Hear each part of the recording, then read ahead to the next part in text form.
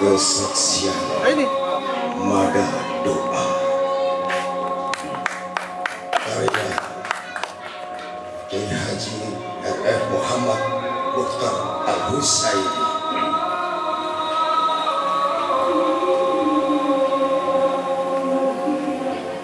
Puji bagi Khalik yang kudus yang telah menempatkan arasinya di atas perairan dan yang telah menjadikan segala makhluk di bumi. Kepada langit telah Ia berikan kekuasaan dan kepada bumi kepatuhan. Ia tinggikan angkasa di atas bumi bagai tenda tanpa tiang-tiang penyangga. Dalam 6 masa Ia ciptakan ketujuh kaukab dengan 2 huruf, Kaf dan Nun. Pada mulanya Ia sepuh bintang-bintang dengan emas, hingga di malam hari langit dapat bermain trik-trak. Dengan berbagai sifat Ia anugerahi jaringan tubuh dan telah taruhnya debu pada ekor burung jiwa. Lautan Ia jadikan cair sebagai tanda pengabdian, dan puncak-puncak gunung pun bertuding salju karena takut kepadanya. Ia keringkan dasar laut, dan dari batu-batunya Ia hasilkan manikam-manikam mirah, dan dari darahnya wangi kasturi. Kepada gunung-gunung telah Ia berikan puncak-puncak sebagai senjata dan lembah-lembah sebagai ikat pinggang. Maka gunung-gunung itu pun menegakkan kepala dengan bangga. Kadang Ia jadikan kelompok-kelompok mawar timbul dari wajah api. Kadang Ia bentangkan titian melintang wajah perairan. Dibuatnya seekor nyamuk menggigit Namrud musuhnya yang menderita 400 tahun karenanya. Dalam kearifannya Ia menyuruh laba-laba membuat sarang untuk melindungi yang tertinggi di antara manusia.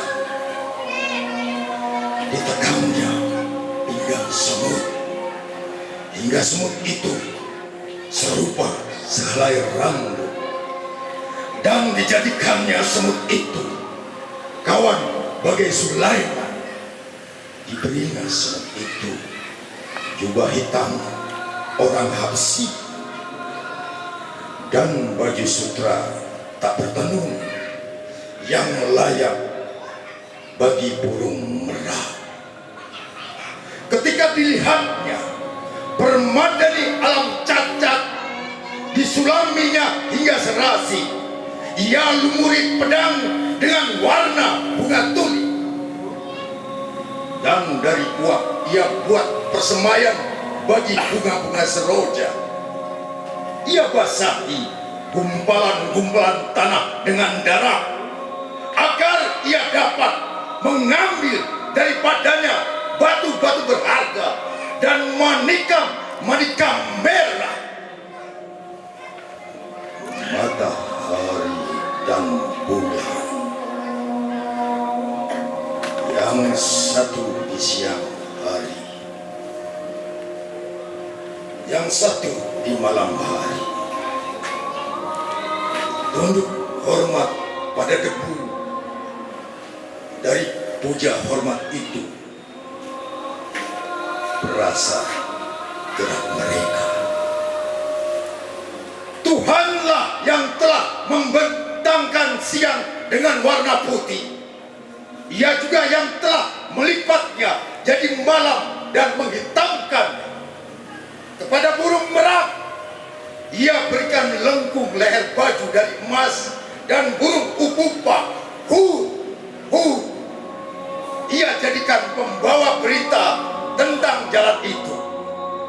Angkasa bagai burung yang mengepak-ngepakkan sayap sepanjang jalan yang telah ditentukan Tuhan baginya, sambil memakul-makul pintu dengan kepalanya seperti dengan martir. Raus! Tuhan telah membuat angkasa berputar. Malam berganti siang, dan siang berganti malam. Bila ia meniupkan nafasnya pada tanah liat, terciptalah manusia, dan dari sedikit uap dibentuknya dunia. Kadang disuruhnya anjing berjalan di muka sang pengembara.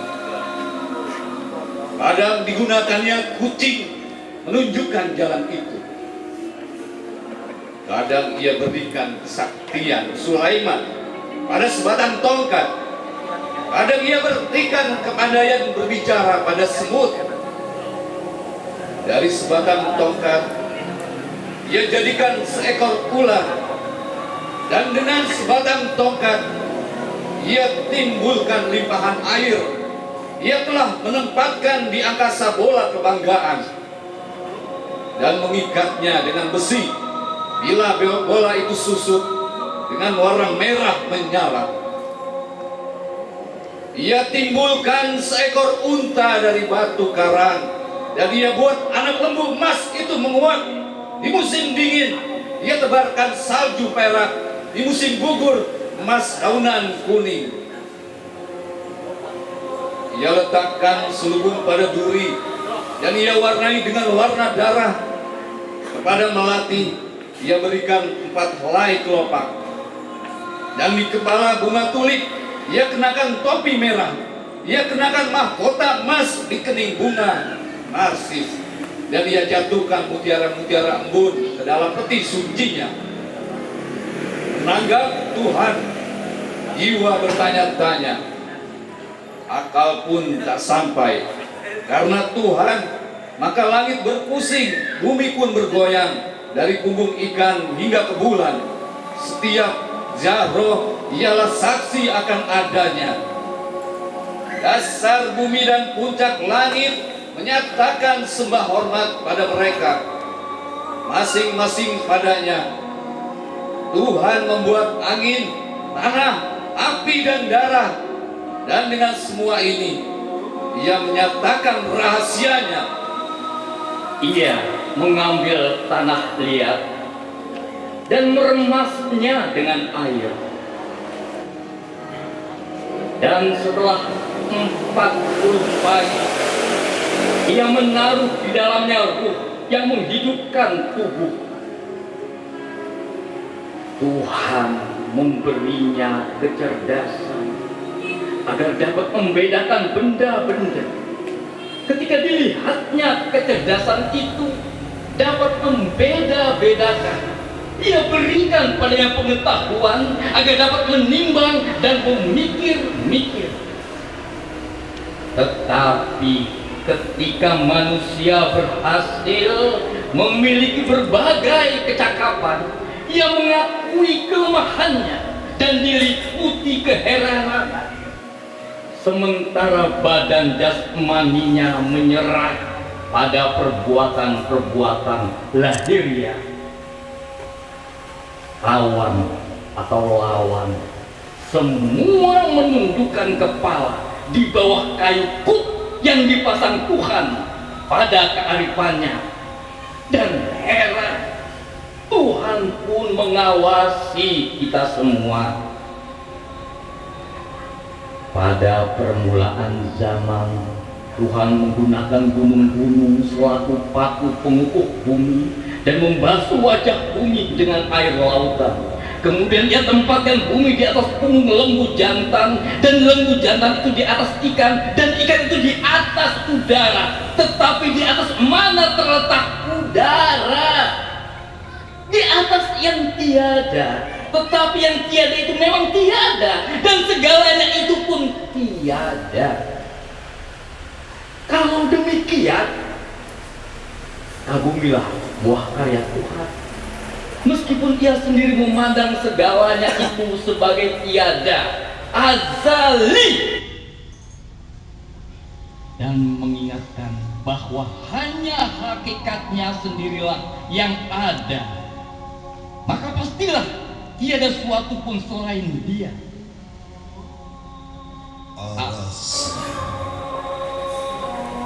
Atas perairan dan dunia ini, di udara,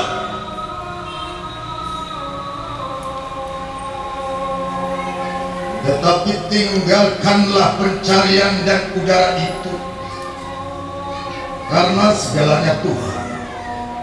Aras dan dunia ini hanya keajiman. Tuhan adalah segalanya, dan berbenda-benda hanya punya nilai dalam sebutan saja. Dunia yang terlihat dan tidak terlihat hanya Dia sendiri yang juga. Tiada siapapun kecuali Dia. Tetapi juga tak seorang pun dapat melihat Dia. Mata ini buta. Meskipun dunia diterangi dengan matahari cemerlang, andaikan kau dapat melihat Dia sekejap saja, kau akan kehilangan akal. Dan bila kau dapat melihat sepenuhnya, kau tentu akan kehilangan dirimu sendiri. Semua orang sadar akan ketidaktahuan. Mereka bercancut taliwondo dan berkata dengan sungguh-sungguh, "Oh, kau yang tampak meskipun kau membuat kami kenal padamu. Setiap orang ialah kau dan tiada lain kecuali kau yang dinyatakan. Jiwa tersembunyi dalam raga, dan kau tersembunyi dalam jiwa. Oh, kau yang tersembunyi dalam apa yang tersembunyi. Kau lebih dari segalanya. Semua mengetahui diri mereka ada dalam dirimu, dan mereka pun mengetahui dirimu dalam segalanya. Karena rumahmu diselimuti harap mengawal dan menjaga. Bagaimana dapat kami mendekat kehadiranmu? Tiada hati maupun akal budi dapat sampai pada hakikat dirimu, dan tak seorang pun mengenal sifat-sifatmu, karena kau kekal dan sempurna. Maka kau senantiasa mempermalukan si bijak. Apalagi yang dapat kami katakan, karena kau tak terlukiskan. Oh, hatiku, bila kau ingin sampai pada ambang pengertian, berjalanlah berhati-hati. Bagi setiap jahro ada pintu tersendiri, dan bagi setiap jahro ada jalan tersendiri yang menuju ke wujud penuh rahasia yang kusebutkan itu. Untuk mengenal diri sendiri, orang harus menghayati 100 kehidupan. Tetapi kau harus mengenal Tuhan dari Dia sendiri, bukan dari dirimu. Dialah yang membukakan jalan menuju padanya, bukan pengetahuan manusia. Pengetahuan tentang Dia tak tersedia di pintu orang-orang yang pandai menyusun kata. Pengetahuan dan kebodohan di sini sama, karena keduanya tak dapat menjelaskan maupun melukiskan. Pendapat orang-orang ini hanya timbul dalam angan-angan mereka, dan aneh tentunya untuk mencoba mengambil kesimpulan dari apa yang mereka katakan baik atau buruk. Apa yang mereka katakan itu hanya berasal dari diri mereka sendiri. Sedang Tuhan di atas segala pengetahuan dan di luar segala bukti, dan satupun yang dapat menggambarkan keagungan suci darinya.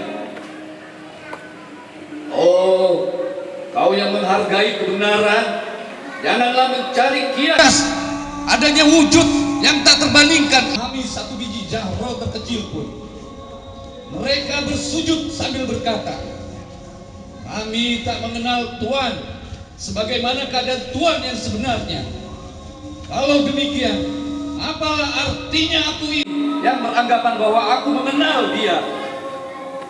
Oh, keturunan bodoh manusia pertama khalifah Tuhan di bumi, berusahalah untuk ikut memiliki pengetahuan rohani bapakmu yaitu Adam tentang apa yang diajarkan Tuhan padanya, ialah nama-nama, baik apakah itu tertumbuhan ataukah hewan-hewan yang tempatnya di jagat semesta ini.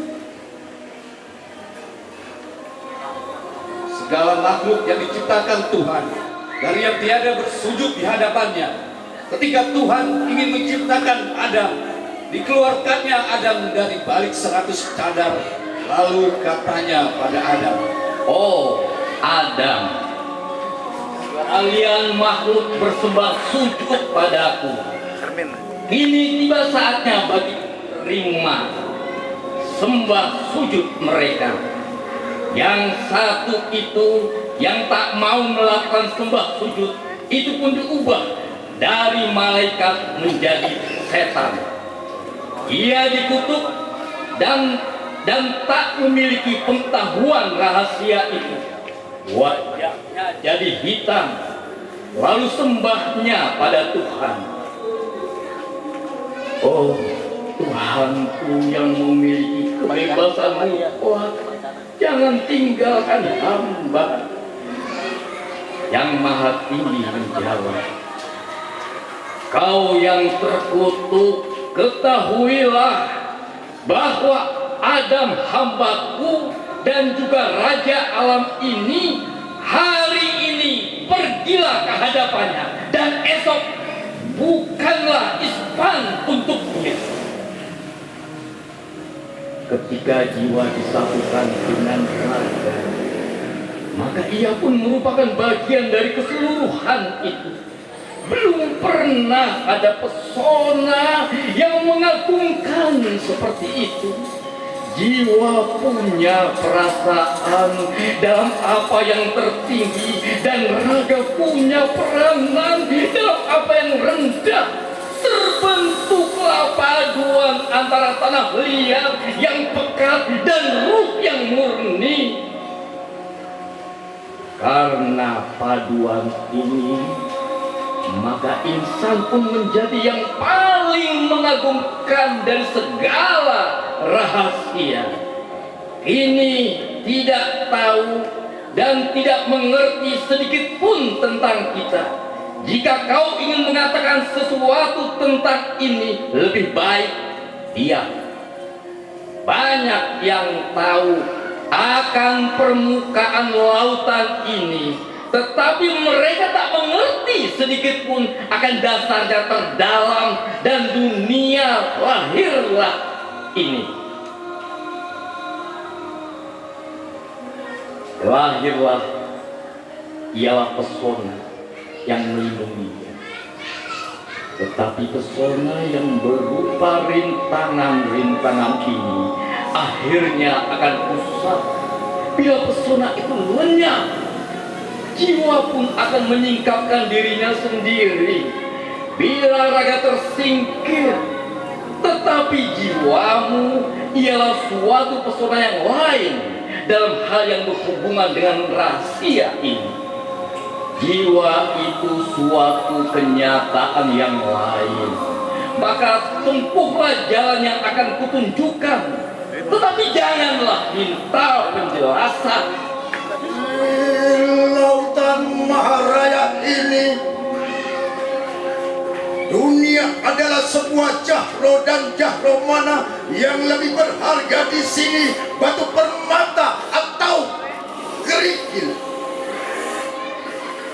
Kita telah mempertaruhkan hidup kita, akal budi kita, jiwa kita, agama kita untuk memahami kesempurnaan sebuah jahro.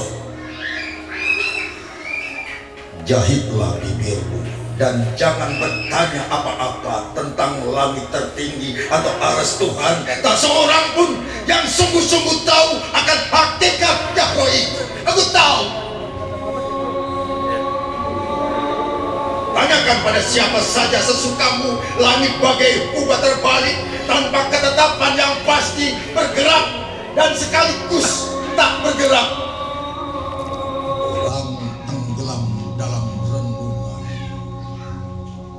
tentang rahasia yang demikian, yang bagai cadar berlapis cadar, orang pun serupa gambar yang terlukis di dinding. Ia hanya bisa merasa kecewa, merasa hasratnya yang tak sampai.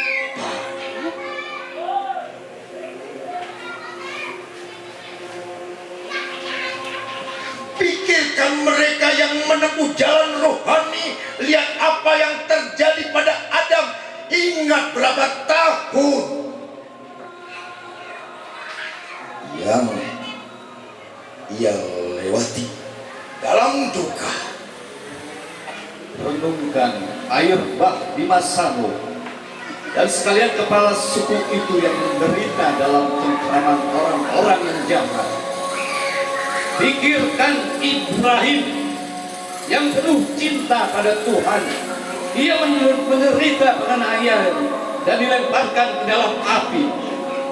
Ingat Ismail yang malang, yang dikorbankan demi cinta ilahiyah. Tengok Yakub yang menjadi buta lantaran meratapi putranya. Lihat Yusuf yang mengagumkan, baik ketika berkuasa maupun ketika menghamba, ketika dalam sumur dan dalam penjara. Tenangkan Ayub yang papa, yang menggeliat di tanah menjadi mangsa cacing dan serigala. Ingat Yunus setelah tersesat dari jalan itu, ia meninggalkan bulan ke perut ikan. Lihat Sulaiman yang kuasanya dikuasai jin. Ingat Zakaria begitu menyala-nyala cintanya pada Tuhan sehingga ia tetap diam ketika orang-orang membunuhnya. Dan Yahya yang dihinakan di muka orang banyak dan di kepalanya diletakkan di atas lempengan kayu. Tegak berdirilah di kaki tiang salib, mengagumi Isa ketika ia menyelamatkan diri dari tangan orang-orang Yahudi. Dan akhirnya renungkanlah segala yang diderita oleh pemimpin sekalian nabi itu, berupa penghinaan dan penganiayaan dari orang-orang jahat.